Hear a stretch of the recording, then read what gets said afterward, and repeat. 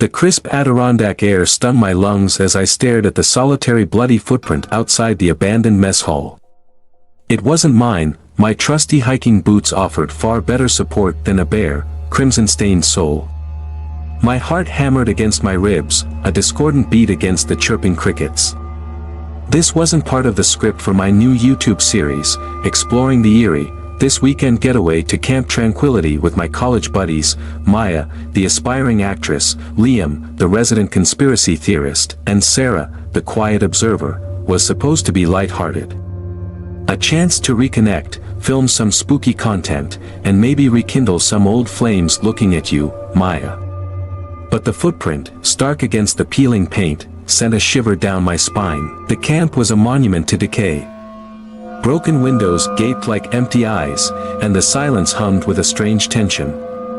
As we explored further, the clues piled up, a half-burned diary mentioning a missing counselor, a rusting axe propped against a cabin door, and Liam claiming to hear disembodied whispers.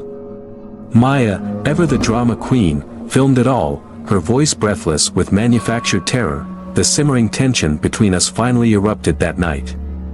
Maya, fueled by cheap whiskey and old resentments, accused Sarah of stealing her prized necklace years ago. Sarah, usually stoic, stormed off towards the haunted cabins, the ones furthest from the main camp. A terrible premonition gnawed at me. The following morning, Liam, his face pale with pain, announced Sarah was missing. We found her jacket, ripped and bloody, near the locked cabin with the footprint. Panic bloomed in the pit of my stomach.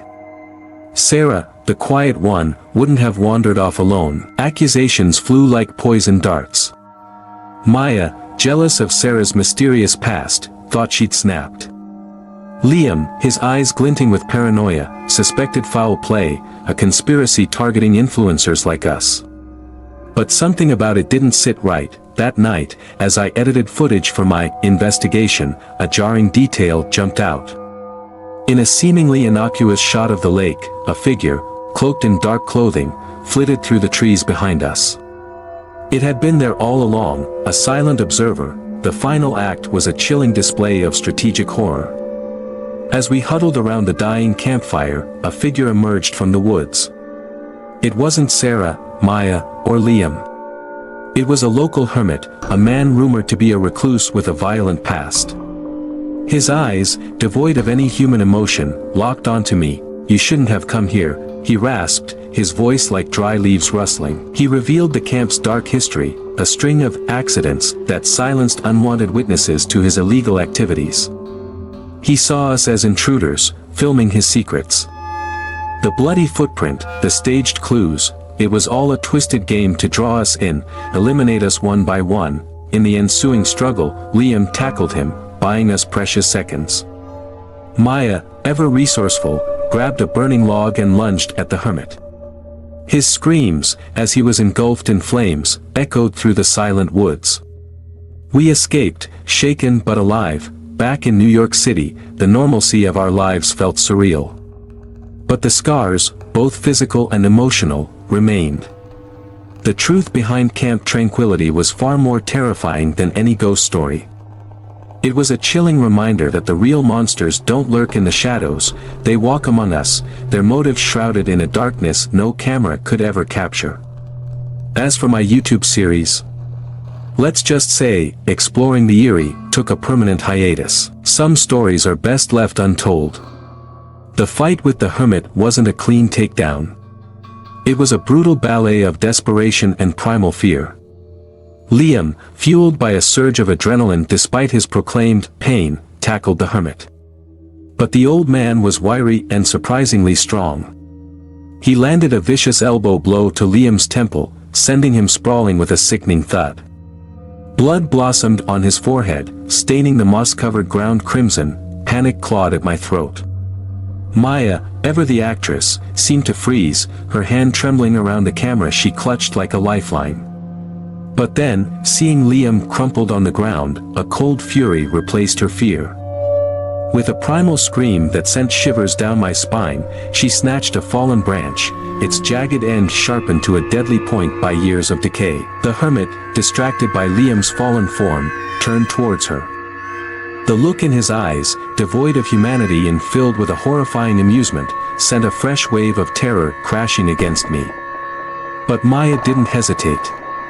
In a single, brutal motion, she lunged forward, the branch spearing him through the shoulder. The old man roared, a sound that seemed to tear at the fabric of reality itself. He lashed out, backhanding Maya across the face. The sickening crack of bone echoed through the silent woods as her jaw dislocated, a scream turning into a gurgling moan. She crumpled to the ground, unmoving, tears blurred my vision. Rage, a primal, unyielding fury, boiled within me. I couldn't film anymore, documenting this brutal horror show. I lunged for the fallen axe, the heavy metal cold against my sweating palm. With a scream fueled by despair and a desperate need for vengeance, I brought the axe down on the hermit's leg. The sound of bone shattering was sickeningly real. The old man screamed, a keening sound that scraped against my sanity. But he was down, writhing in a heap of his own blood, just as I moved to finish him off. A chilling voice, distorted by the darkness, echoed from the woods. "Leave him alive for now. He has more to suffer." The blood drained from my face. There was someone else out there, a silent observer who had orchestrated this entire nightmare. The hermit, fueled by his own pain, looked up and spat out a single word, his voice thick with venom. "Witness." Before I could react, a figure materialized from the shadows. Tall and cloaked in darkness, its face obscured, it held a syringe filled with a viscous, black liquid. It knelt beside the wounded hermit and plunged the needle into his neck. The old man's screams morphed into a guttural growl as his body convulsed. The figure turned towards us, its eyes glowing an unnatural red in the flickering firelight. "Now," it rasped, its voice devoid of any human inflection, "the real game begins."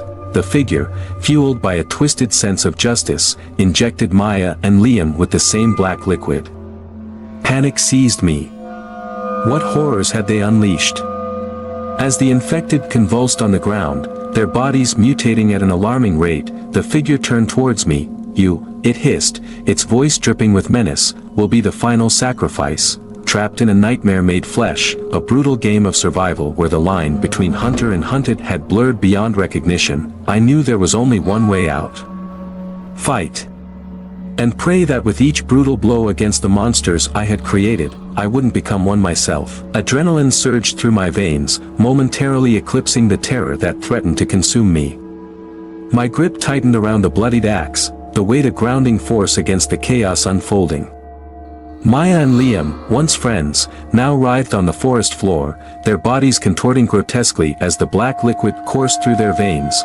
The cloaked figure, no longer a silent observer, advanced with chilling purpose.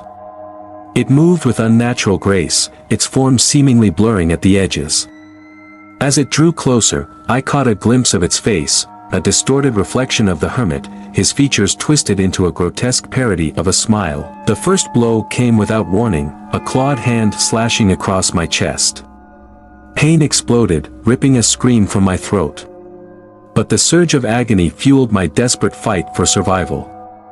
I swung the axe wildly, the heavy metal whistling through the air. The figure dodged with inhuman agility, its laughter echoing through the trees, a chilling counterpoint to the symphony of screams. The fight devolved into a brutal dance of violence. Each blow I landed, fueled by a primal fear, seemed to only enrage the creature further. It retaliated with a ferocity that defied its seemingly frail form. Claws raked across my arms, leaving deep, bloody furrows. The stench of metallic tang filled the air. A grim confirmation of the carnage unfolding, just as my vision blurred with exhaustion and blood loss, a desperate plan formed. Using the dying embers of the fire as a distraction, I flung a burning log towards the creature. It shrieked as the flames licked at its dark cloak, momentarily disorienting it. Seizing the opportunity, I lunged forward, the axe aimed for its head. It twisted at the last second, the blade burying itself deep into its shoulder. The creature roared, a sound that seemed to shake the foundations of the forest itself. With a surge of strength fueled by pure desperation, I ripped the axe free, crimson spraying across my face, but the victory was short-lived. The creature, enraged and wounded, lashed out with a vicious kick, sending me flying. I landed with a sickening thud against a moss-covered rock, the world spinning around me. Nausea threatened to engulf me, the metallic tang of blood coating my mouth. Through the haze of pain, I saw the creature looming over me, its glowing red eyes boring into mine. It raised a clawed hand, ready to deliver the final blow. But just as despair threatened to claim me, a guttural roar erupted from behind it. The infected, Maya and Liam, their bodies now grotesque parodies of their former selves, lunged at the creature. They fought with a mindless ferocity, their claws and teeth tearing into its flesh. The creature shrieked in fury, caught off guard by this unexpected attack. The sight was horrifying, a twisted ballet of violence fueled by the black liquid coursing through their veins. Yet, in that moment, their monstrous forms served as my salvation. Using the distraction, I scrambled to my feet, the axe heavy in my trembling hand. With a final, desperate scream, I lunged forward, burying the axe deep into the creature's back. It convulsed, a surge of black ichor spewing from the wound. Its red eyes dimmed, flickering with a malevolent defiance before finally extinguishing. The silence that followed was deafening, broken only by the ragged gasps of my own breaths. Maya and Liam, their bodies spent, collapsed onto the forest floor, their moans a chilling testament to the horrors they had endured. Stumbling back against a tree, I surveyed the scene, the weight of the ordeal crushing down on me. The fire crackled and spat, the only witness to the carnage. My body ached, every muscle screaming in protest. But more than the physical pain, it was the psychological horror that gnawed at me. The line between survival and monstrosity had blurred beyond recognition. In the fight for my life, had I become the very monster I sought to defeat? Dazed and defeated, I watched as the first rays of dawn painted the sky with streaks of pink and gold. The beauty of the sunrise felt like a cruel mockery in the face of the nightmare that had transpired. The escape from Camp Tranquility was a victory drenched in blood. As I limped away from the scene, the weight of the black liquid's legacy hung heavy. The question remained, had I truly escaped the clutches of the monster, or was it now a chilling part of me, a darkness forever lurking just beneath the surface? The answer, I knew, would forever haunt me. Dawn painted the forest floor a sickly red, a grim tapestry woven from blood and viscera. The stench of death hung heavy in the air, a suffocating shroud for the carnage that had unfolded. Maya and Liam lay unmoving, their bodies grotesquely warped by the black liquid, their breaths shallow rasps in the deathly silence. The cloaked figure, my would-be executioner, lay still, the axe protruding from its back like a macabre trophy. But this wasn't over. A primal fear, raw and instinctive, coiled in the pit of my stomach. This wasn't just some twisted hermit or vengeful spirit. This was something far more insidious, a malevolent force that thrived on chaos and suffering. As I gingerly extracted the axe, the metal slick with gore, I noticed a single glint of obsidian amidst the carnage. It was a pendant, crudely fashioned from a black, glassy stone, pulsing with a faint, malevolent light. It had been around the creature's neck, a chilling symbol of the darkness it served. A surge of morbid curiosity, a self-destructive urge to understand the horror I had faced, compelled me to pick it up. The moment my fingers brushed the cold stone, a wave of nausea washed over me. Images, not my own, flooded my mind, twisted rituals, sacrifices offered to an unseen entity, and the chilling realization that this wasn't an isolated event. There were others, more like me, unwitting pawns in a horrifying game orchestrated by this entity. A twig snapped behind me. Adrenaline jolted through my system, the weight of the axe grounding me against the sudden surge of terror. But it wasn't the infected or some other monstrous entity. It was a park ranger, a young woman with wide, terrified eyes. What happened here? She stammered, her voice barely a whisper. Relief warred with a chilling suspicion. Was she genuinely clueless, or another cog in this horrific machine? Before I could answer, a guttural growl erupted from behind the fallen logs. One of the infected, its once human features twisted into a grotesque parody of a face, lumbered towards us. The ranger fumbled for a weapon, her hands shaking. "Don't let it touch you," she screamed, her voice breaking. the fight that followed was a blur of primal fear and desperate violence. The infected, fueled by the black liquid, fought with an unnatural strength.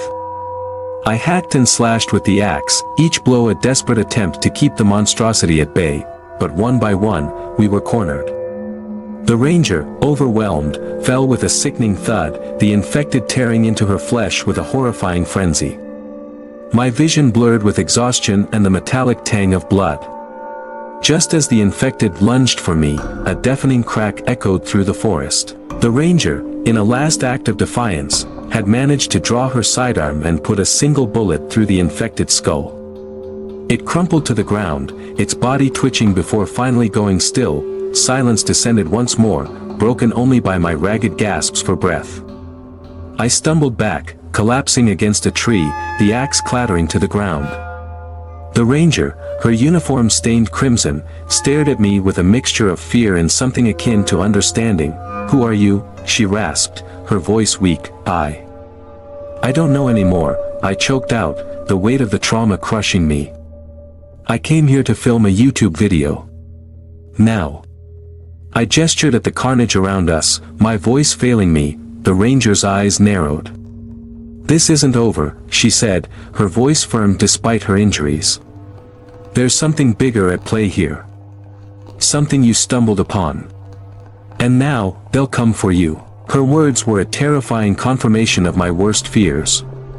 Escaping Camp Tranquility wasn't the end. It was just the beginning of a horrifying new reality, one where the lines between hunter and hunted had blurred beyond recognition. The pendant, pulsing with a malevolent light in my hand, was a grim reminder of the darkness that now clung to me. I had faced death and emerged a shell of my former self, forever marked by the horrors I had witnessed. Yet, amidst the despair, a flicker of defiance sparked within me.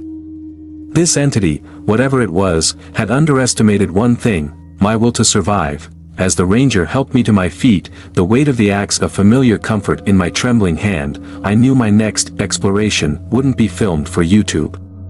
It would be a fight for my very soul, a desperate struggle against the darkness that now threatened to consume not just me, but the world itself. The forest, once a haven for tourists and weekend campers, now reeked of decay and a metallic tang that clung to my nostrils like a bad omen. The ranger, her name was Sarah, patched me up with a practiced efficiency that spoke of experience beyond dealing with lost hikers and rogue bears. "You're lucky," she said, her voice grim as she stitched a gash on my arm. That creature. It wasn't like anything I've ever seen. I recounted my experience with the black liquid, the cloaked figure, and the horrifying visions that assaulted me upon touching the obsidian pendant. Sarah listened intently, a flicker of dawning horror in her eyes. "It's not a coincidence you found that here," she said, her voice barely a whisper. "This place. Camp Tranquility. It's been a breeding ground for their experiments for years. Hermit sightings, disappearances, all brushed under the rug." My blood ran cold. This wasn't some isolated incident, it was part of a larger, sinister plot. Sarah explained that she'd been investigating these disappearances on her own, her suspicions fueled by the unsettling frequency of accidents in the area. Suddenly, a guttural growl echoed from deeper within the woods. My heart hammered against my ribs. It couldn't be more of them. I breathed, fear constricting my throat. Sarah grimly shook her head. "No. This is different."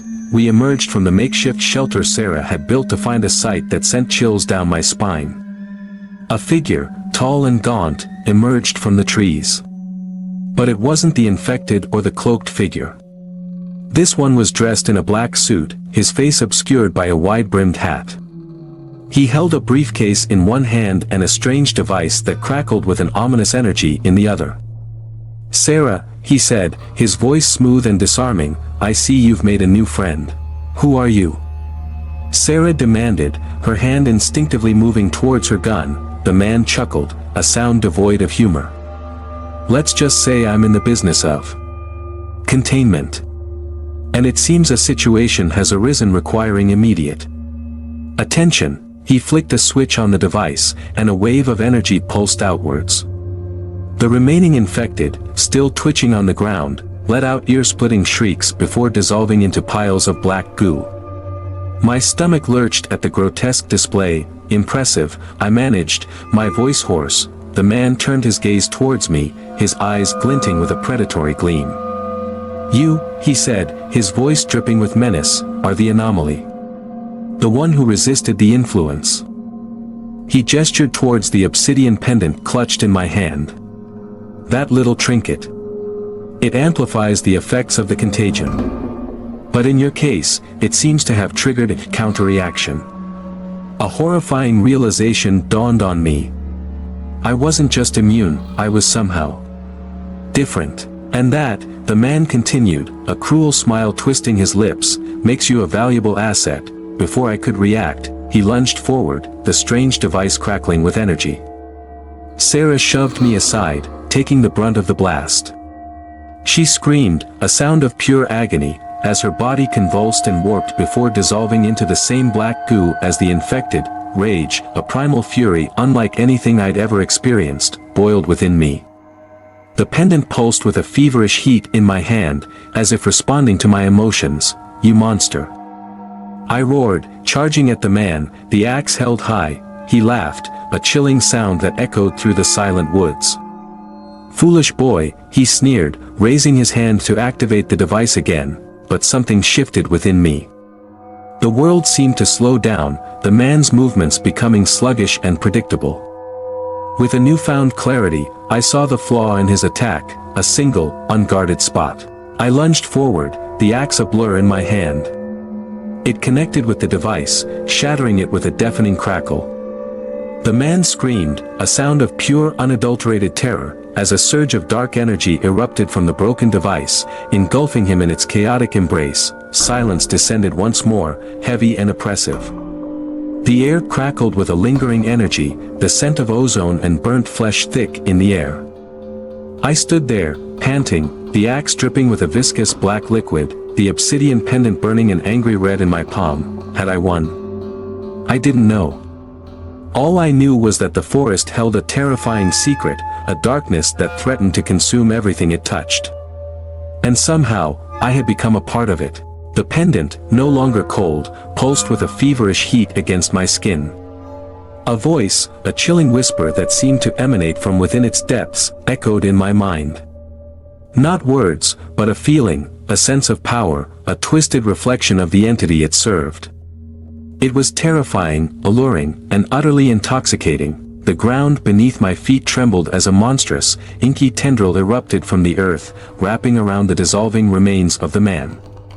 With sickening squelches and pops, it consumed him whole, leaving only a wisp of black smoke curling towards the blood-red sky. The forest, once a silent witness, seemed to stir, the trees groaning in a macabre symphony. An unseen presence, ancient and powerful, pressed down upon me.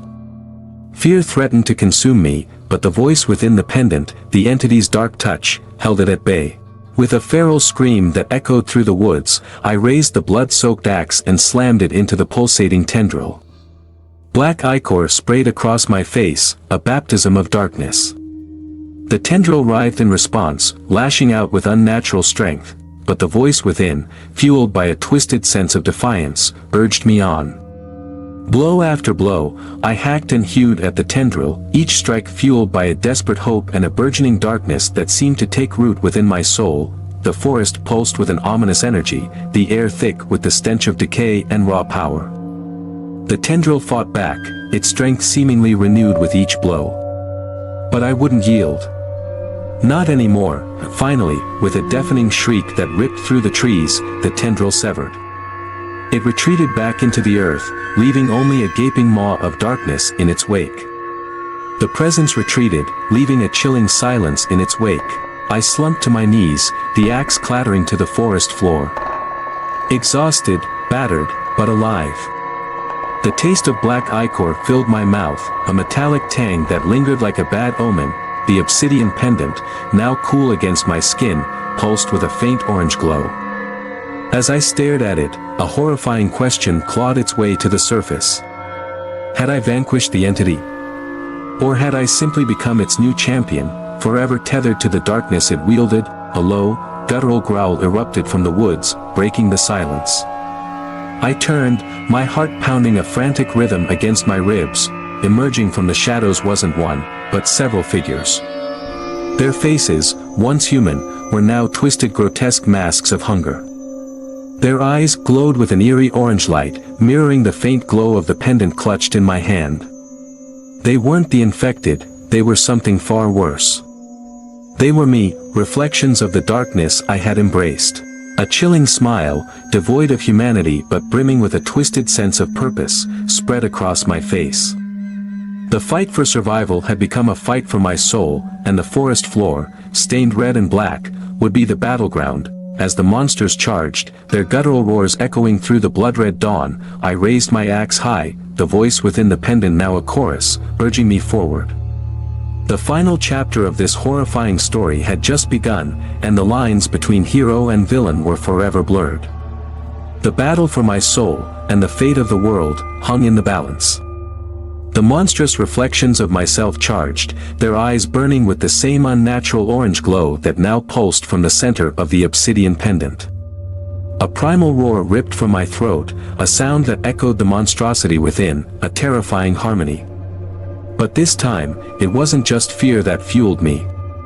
It was a cold, calculating rage, born from the darkness I had tasted. The first reflection lunged, its claws flashing with a deadly gleam. I sidestepped with inhuman agility, fueled by the entity's twisted influence. My axe, slick with gore, found its mark, cleaving through flesh and bone in a sickening spray. The reflection howled in agony, its form dissolving into a pool of black ichor, but there were more. They swarmed me, fueled by a hunger that mirrored my own. The battle became a whirlwind of violence, a grotesque ballet of dismemberment and primal screams.